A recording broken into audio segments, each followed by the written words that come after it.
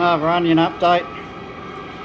I've just painted, cleared the last two doors.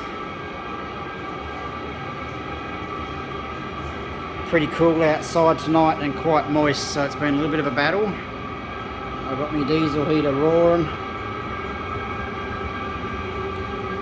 It's come out pretty good. A few goobers in there like usual, but I think I've got it on pretty thick, so I should be able to denib and polish those out. The problem with when I'm trying to put it on a little bit thick, I get the odd run, but I'll be able to get that out. There's plenty of clear for me to rub, and I accidentally got some runs on this back part here on the back door. Otherwise it looks alright. We'll just have to see how it is in the morning, I guess, and get them on the car, get them adjusted.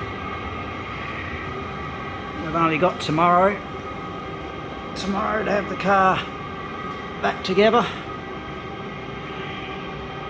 Unfortunately, I didn't get the bonnet done. It started, but I had some troubles with that, so it's not quite finished, but it'll pass.